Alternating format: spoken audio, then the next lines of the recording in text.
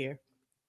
Elsie, I'm following all of your content as always on the Insta. It's unbelievable. It's so good. I'm just obsessed right now with what Blake Lively posted in reaction to. First of all, before we talk about that, let's just address the fact that Kristen Bell posts, put it up, Steve, for her anniversary with Dax Shepard. They've been married forever. Happy 12th wedding anniversary to the man who once said to me, I would never unalive you.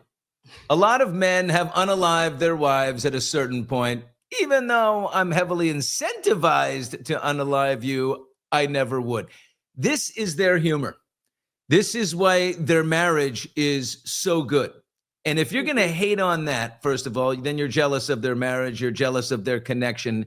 And, you know, if it's on you to judge how people connect in their relationships, then just, you know, quietly go off in the corner and screw yourself. It's crazy the backlash that she's getting. But Blake Lively saw an opportunity here that she unbelievably never saw while she was making a movie for over a year about DV. I love it. First of all, kudos to you, because I think the first time I was here, you were so proud that I knew the lingo, SH, DV, and look at you talking about some unalive and unalive. I was like, oh, Billy, I got that directly from you. I got that directly from you. You're catching on. I love it. No, but honestly, the first thing I thought when I saw their comment, I mean, fine, it's her humor. And in a way, I'm okay with the fact that she didn't take it down, because like that would almost mean like she actually believed what she wrote. So she's taking it down in fear. She just wrote that like, that's just what they do in their relationship.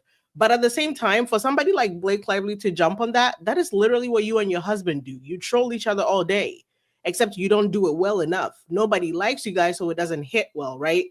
So she and her husband, Blake, I think in the past have done this thing where for her birthday, he will like post pictures of other people instead of her, things like that. So this is not too far off. But the nerve on that woman, I'm upgrading her to woman. She's done with the lady thing. I like that lady, though. I really do. The nerve of that lady, just for you, to pretty much work on a project where you were paid to talk about DV, refused to utter the words DV ever, literally never said the words, right? No. Nobody, there is not a clip you can find me. No, wear your florals to the premiere. We're all going to wear our florals and we're going to hand out Betty Boos and it's going to be awesome. We're doing a big movie about domestic violence. And you know, when I think about it now, and I didn't think about this before, even her posture, the way she would sit in the couches when she would talk about this movie, everything was very much so treating this like a rom-com. That was not a serious moment. Yeah, she took during the promo of this. And whenever the contrast, I mean, it's night and day. If you look at whenever Justin was promoting, he sat upright. I mean, Brendan Sklenar always had a little tumbler with him. Get the lab test out. Let's test. Let's do the little drop. Let's test the liquid here. There was no Betty Boos in that. He had some real stuff. Aviation, maybe. Aviation gin, I don't know. Something. And you know what's funny is while she was busy fake promoting, you know, DV resources, her husband, I don't know if you got a chance to see, was literally posting about aviation gin on his Instagram. I'm like, how unaligned are you as a couple that this day your wife is talking about DV resources and you're promoting gin? One of the leading causes, and not leading causes, but like one of the horrible things you could have in a relationship where there is DV. Alcohol, you're promoting liquor while she promotes 911 resources. I mean, I love how you say unaligned. It's so unaligned. True. But so she didn't like Blake Lively did not criticize Kristen Bell. she didn't go on there and be like, how dare you know, she just this is the way she works. Her mind just thinks like, oh my God, the Kristen Bell thing is really hot right now. People are talking about it, domestic violence. I have a lawsuit that I'm going after. I'm going after Justin Baldoni about SH and of course, you know, this is all in the family of DV and people are criticizing her for joking about it. I need to make a post. People are like, They're definitely expecting me to post. They're going to be checking my, okay. And then if you or anyone else has suffered from such a thing, please reach, call this number. Thank you, Blake, for giving us the outlet. Thank you for helping guide us in this moment where we might be lost. And your point is she had an entire movie to mention it one time and never did. But now that Kristen Bell is in the line of fire by people. Oh, look, my camera failed me again. Are we back? We're back. Billy, this happens only here. My camera always decides to cut out when I'm here. Somebody is I'm joking. I know. I got your voice though. Okay. We have a great still photo of you. There is this interview that she had done during her promo where somebody actually gave her the opportunity to specifically answer a question, which was exactly what she posted on her Instagram could have been an answer, right? So they had asked her, hey, while you're promoting this movie and the women who know, intimate parts of this issue, if somebody was to walk up to you and be like, hey, Blake, I know the story, I know everything that that's going on with this book and this movie. If somebody comes to you and they say they're going through a situation and they need resources, what should they do? And she said that, and I'm sure you saw my video, she said, what do you mean? Like, they want my phone number? Do they want me to location share them? Do they want what do they want? So snotty. It was so snotty. It's like legs up in the couch. But every answer she gives in these interviews is sort of snotty and condescending. And this is when she was riding so high. Right. But I think she copies that from Ryan. I think she has this thing where she thinks she has the same cachet he does. And it's almost identical. They do the same thing. Ryan has this interview where he walks onto a set with Ellen DeGeneres specifically. I mean, there's a million I could pull up, but there's two examples I can give you right now. Ellen asks him as soon as he walks on a stage, hey, how's it going? How's Blake? I think Blake had just given birth, or she just, And he goes, yeah, the sex is great. Nobody asked you. She literally just asked, how is your wife, right? And then the same thing, I think Jimmy Fallon or Jimmy Kimmel, same thing. Nobody, first of all, you're convincing me too much that you guys are having sex that I don't think you are. It's like, and then he talks about how them having kids like a mercenary job. He goes in to just get her pregnant and then they're done. And then Ellen has to laugh and make it funny, but it's not. It's very awkward. It's daytime TV. Why are we doing this? I think she learned that from him to think that's like, funny. You're not funny. Blake is not a funny cliche humor. It's cliche. It's very, superficial. And I think they practice. I really think you can tell when somebody is being funny off the cuff because they're feeding off of the energy from the other person. And then whenever Ryan Reynolds speaks, I swear there's a pocketbook he had things ready to go. He just knew when I walk on, I'm going to say this. In 5 minutes, I'm going to say this. Just random things nobody asked for, down to him saying his mom and dad were ate his sister. What? I can tell you, she probably, she emulates the humor that that his brand of humor, which has served him. I mean, so many people think it's kitschy and cute and think he's funny, and then it flies out of her mouth. And he probably gives her the courtesy laugh at home because she is, attractive and his wife, and he wants peace in the home, I guess. I'm riffing here, but it doesn't work from her. It comes off as just condescending and rude. And she did it to, Kirsty Fla, she did it. And that was horrible. What you made a point recently on one of your videos that I loved, where you're like, look, I mean, don't get mad at his PR team for being so good that they're like, wait a minute, we're going to go and unearth and show your history of who you are. That's not a smear campaign. It's the job. It's the job that you are attacking this man and accusing him of SH and accusing him of smear campaign, all this. Wait a minute. You are taking down his livelihood. Mm-hmm. He is allowed to defend himself with whatever. All his might. all his power. Whoever he wants to hire to help.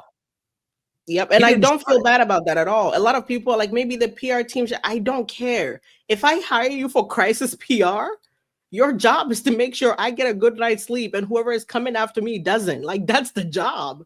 I don't care how you get it done, honestly. And I know somebody's going to probably clip this and say, oh my God, Elsrich, I don't care. If I hire you for crisis PR, do your best, do your worst. That's the Yeah. job. I'm sorry, but that's just the job. Here's Karen down below. Look at this comment. I was working a flight and I had a very famous hairstylist on board. I asked him who the worst client he had was. He said Blake, and that she still owed him money for a house call. Wow, look at that. Ryan probably didn't approve the house call. That's why he hasn't gotten paid. Wow, look at that. She must be, I'm assuming, Karen, you're a flight attendant. That's got to be the case. That's ridiculous. I mean, it's, there was this little one joke she made that I can never get over. And I don't know why anybody would have thought to say that out loud. Just a while ago, I don't remember with who. Not Conan, maybe Conan, but also maybe Letterman. I think Letterman. A lot of people in the comments might know. She talks about how her nephews were visiting her, younger nephews, right? And she was getting ready to go to the show she was doing. And one of them had shown up in her closet and saw her naked or something, and then ran out to tell the other kids. And then she decided, like, I'm going to flash you so you don't tell anybody. So I decided to give him a quick peek. And then ever since then, every time the little boy sees her, he just looks at her and smiles. I'm like, you changed my life. And I'm like, what are you saying? Stop. You realize you're on TV? Flashed a little boy to give him conditioning for future. Yeah, she said the boy came in a closet and said, Auntie Blake or whatever, she says, I want to see boobs or whatever she says. And I was like, wait, what? Wow. And I think it was Letterman. I think he sat in the interview, was looking at her like, oh yeah, I guess you made him really happy or something. And then she's like, ever since I showed him that, every time he looks at me, he just smiles. And I'm like, you can't say that. You can't say that. There is the video. I wish I knew I was going to say this, because then I would have had it ready to go. But Steve, I'm sure you'll find it some way, someday. I don't know. But I think it was Letterman, if my brain is not deceiving me. It wasn't Conan. Conan had a lot of his moments with Ryan, but I think it was Letterman. Is that like a method? Maybe that's a method somewhere in the world. And it's you know what? Conditioning let the boy watch, as the great Will Ferrell would say. When I initially talked about it, I was like, it's two things. Either she lied and made that up, which is weird. Who comes up with that? And it's true, which is weird. Who does that? Either way. And again, that's like, if you had to manufacture that to sound funny, no, it doesn't land. That's just not how it works. It doesn't. God. Like, she sat there very proudly, told that story and giggled her butt off. And I was like, okay. Can we, Elsie, can we agree? Kristen Bell canceled her appearance, like, on the Today Show. You know, she's not going to. Yeah, I mean, she's just like, she has depression. Kristen Bell. She's openly about it. She's open about it. She's done the psilocybin journey to help with depression, something that I did. But here she is. She's always been open like this in her relationship with Dax. And these just assholes just decide to go in there and, like, weaponize this. You always, why don't we look at people's intent? Yeah. The intent. With Blake Lively, it's very clear what her intent is. It's not good. And she needs a coming to God. And this moment is going to be her coming to God. She's not going to get away. She's not going to win her trial against Justin Baldoni. That cannot happen. Yeah. This is her moment, her reckoning. I think another added bonus for Blake for going at Kristen, if you will, is because Kristen is on that show. Nobody, what is it called? I just forgot. Nobody Wants to See This. What is the show called? I forgot. But with Adam Brody. Nobody wants it. Nobody Leighton wants Meester's husband. Nobody wants this. She's on that show with Leighton Meester's husband, and Leighton Meester was on that show. And Blake and Leighton are not. I don't care how much Blake wants to post throwback pictures. They're not friends. So I don't know. Maybe in a way, she was like, okay, I guess if Leighton and her husband are over there with Kristen, I guess this is the moment to let's get back at all of them. I don't know that she thought that deeply about it. Just my brain works that way, but I know she's not cool. Leighton is her co-star from Gossip Girl, Blair from Gossip Girl. Yeah. Mm-hmm. And I mean, she says some horrible things about Leighton on camera for everybody to hear, which I don't know why she thought those were funny to say either. Talking about Leighton's parents being behind bars and Leighton being born behind bars. Like, nobody asked you for that information. Like nobody asked you for that, but she openly said that. So she and Leighton have never been cool, you know. And then at Leighton's husband, why am I calling him Adam Brody? Is his name Adam Brody? Yeah. Yeah. So he also made that movie where he joked about Ryan Reynolds getting married on a plantation. Yeah. So I think she might have a sore spot for those two. So maybe I don't know that she thought that deeply, but I put everything together. So I don't know, maybe I'm too hard on her, but No. yeah, I don't know that. I think a lot of people saw what Kristen said and knew exactly what she meant. There were people in the comments who are like, I know exactly what she meant. I say the same thing to my husband every day, you know, but maybe you don't write that because the world might not understand it. If you're saying it, I feel like it's different than if you're reading it. You know, she probably could have said it and it would have come differently than just reading that caption. I just don't like creating the culture where, you know, do you want to hear from celebrities? Do you want these people you watch and know to be able to say things and tell you how they feel? Or do we want to put everybody into a scared corner where they can't say anything because you don't know, you know, how the algorithm might weaponize it against you? I don't want to live in that world. I don't want to live in that world. You know, Kristen Bell's intent. Maybe it wasn't the perfect tone or it didn't resonate with everybody and it's a little insensitive or whatever. Forgive immediately and move the fuck on. Seriously. This is like crazy to try and suggest that Kristen Bell is, you know, anything other than a pretty decent person.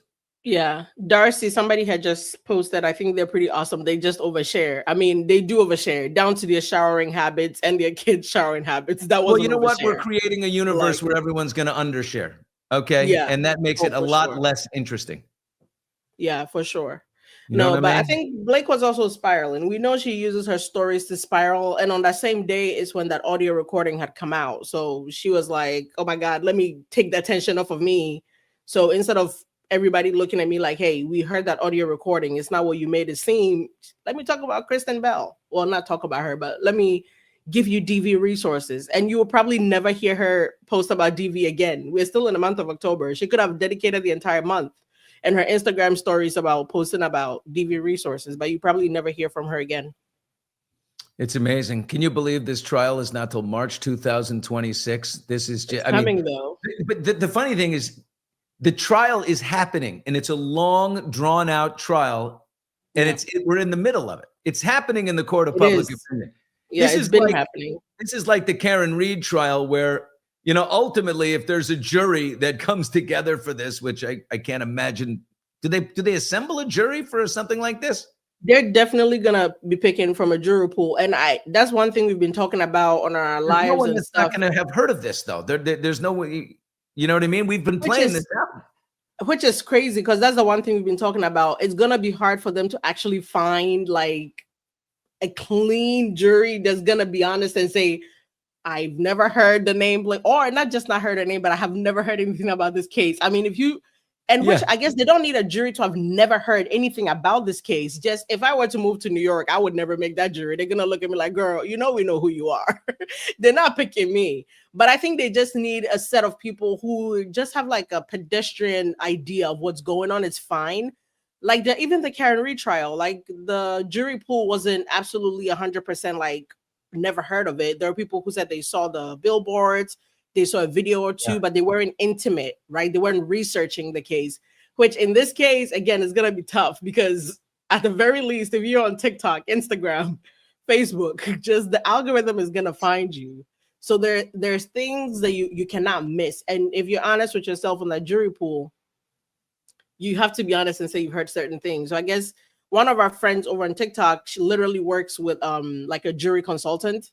So we're waiting. She's going to shine in the coming months when they're doing jury selection. So maybe she might have more of an insight. Maybe I can even connect you to her if she will be willing to come on to share her thoughts. But I think they'll definitely they're going to find a jury. I mean, they're going to find people. It's just a matter of how honest those people are going to be with what they know and don't know. And it's hard to not have known anything in this case, even regardless of what side you fall on, whether you're Team Blake or I don't know that she still has Team Blake people, but that number is dwindling down. That number is dwindling down. We'll follow up with you on the jury pool. Yeah, for sure. Yeah, let me know. I will ask her. if Amazing. somebody breaking in. Wait, that sounds like a little laser gun. Is that your 6-year-old with a laser gun or something? No, I have these alarms on the doors. That way, if he opens the doors or whatever at any given time, I know. But my husband got him, I think. It stopped. Like that. Yeah, no, because it's scary these days. I'm like, put the alarms everywhere. Yeah. No, but I think the audio really sent her spiraling, especially the part. Did you hear the part of the audio where? Oh, the Claire Ayoub audio? Yeah, where the Claire lady talks about how people are saying Ryan and Blake are billionaires, and Steve Sarowitz, the real billionaire, was like, I don't think they are. Yeah. This is the audio that it sent him up a wall. This Claire Ayoub person did not do herself any favors. And if you don't know about it, I mean, Claire Ayoub is a woman she's one of these, power feminists who had a movie called Empire Waste. It's a body positive, documentary film. Movie, yeah. And she had it with Wayfair. So she had it with, and so this is a recording of her phone call with Steve Sarowitz. And the phone call was August 29th, 2024. It Ends With Us had just come out. It started making tons of money. It was really successful. This woman gets her phone call with the money and the power at Wayfair, Steve Sarowitz. And they end up talking about Blake and this whole Blake versus Justin thing that's starting to get ugly. And he says things like, hey, they mess with me, I'm coming after them with as anyone should. He's like, we will defend Justin all the way through. She's full of shit, extra, And then this Claire Ayoub woman is like, I just listen to the way she talks. And these are the kinds of people that drive me, Kate. She's like, it's undermining the power of different groups, undermining the power of word of mouth from communities of color, directors of color. This of color, she said. She's this Brooklyn hipster, feminist, liberal. What was like. I love the bailout when people say of color. You can say black. You're black. Allowed to say black. Just say it. Say Hispanic. Of color. Look, am I protected? Am I safe? I mentor women of color. I said, who? I mentor you women. Mentor who? No, listening to her was insufferable. And you also knew she was recording because of the way she was talking, right? And she was very baseline. And she was filling, we did an analysis on our video the other day, and she carried 68% of the conversation. Literally, she talked 68% of the entire conversation. Yeah. And every time she spoke, it was a paragraph. Every time Steve spoke, it was a sentence. Yeah. And at no point can you convince me. We're here because she claims she asked Justin off her set. They agreed, and then they called for a meeting that she didn't know what the meeting was about. And I'm sorry, but somebody corrects me if you've had a chance to hear the audio. At what point did you feel like Steve Sarowitz had anything to talk about with Claire Ayoub? Nothing. To have called a meeting. She carried that conversation from beginning to end. He was very kind to have a conversation with her at all. There's no need for him to have to sit with Claire Ayoub and talk about anything. You can handle it with the producers. You get a phone call with Jamie Heath, who's the CEO of Wayfair. You can call Justin. You don't just jump to Steve. Yeah, you don't get to do that. This reminds me of back in the. You'll love this story. Back in the day, Elsie, when back when I was hustling the streets of New York as the East Coast correspondent for Access Hollywood, Bill Bush on the scene. And I was with Trump 3 days a week. He was the star of The Apprentice. It had blown up. I'm literally with the Trumpster all the time. And after the first season, Donald Trump was riding so high. He Claire Ayoub'd it in such a way. He said, I'd like to renegotiate my contract with NBC, but I'm not talking to the people at NBC. I want to talk to the chairman of GE. Okay, so General Electric owned NBC at the time. Now it's Comcast. But General Electric was the parent company of NBC. Trump demanded in renegotiation a tearing up of his existing contract to renegotiate immediately with Jeff Immelt, the chairman of GE. And Immelt was like, what the fuck? Who is this guy? I'm running power turbines around the world. And we're a plastics company. We're a massive industry. And he's like, but Trump wouldn't let up. And so he finally like demanded audience. And he renegotiated. They had a lunch at the top of the Rock in New York City. And he's like, okay. But I mean, that's what, Claire Ayoub is like, I'll have audience with Steve Sarowitz. That's what I will have. It's crazy because when we read her declaration, I don't know that you remember, but my brain is like everything. Half of my brain is now it ends with us drama. But when we read her declaration, it's the language makes it seem as though Steve Sarowitz like summoned her, right? So it says, and when Steve Sarowitz's assistant called to schedule the meeting, she didn't give me a topic, a subject for the meeting. So we all thought it was called by him. But from the moment she walks into the Zoom, and it was a Zoom because you can hear her, his assistant passing her off. What's up, Steve? First of all, who is walking in to talk to their boss, billionaire? What's up, Steve? That's how you know that man was accessible, right? But she just says, what's up, Steve? He barely gets to say hi back. Then she goes into a soliloquy. He says one sentence, then another paragraph from her, another sentence. And at no point do you hear Steve Sarowitz, 38-minute conversation, does he say, hey, by the way, I wanted to see you today because of ABCD. That never comes up. Never comes up. And every time he mentions Justin, again, if you had an interaction with him that was negative or was bad or caused him to be asked to leave the set, I don't see a world where he would keep bringing up Justin and singing his praises to you. And if he did have an interaction with you that was so negative, you, Claire Ayoub, knowing you were recording, could have been like, hey, I know you and him have a great relationship, Steve, but me and him have our thing too. And Steve would have been like, okay. But the reason you never said that is because that interaction never existed, or Steve has no idea that even existed. So you couldn't honestly say that. Yeah. But she never brings it up. And he kept talking to her about Justin as though he's a saint, and she never rebutted that. And I'm listening to this like, at any point, are you going to jump into the fact that you and Justin have beef? Never comes up. Beef. I'm like, am I tripping? Never comes up.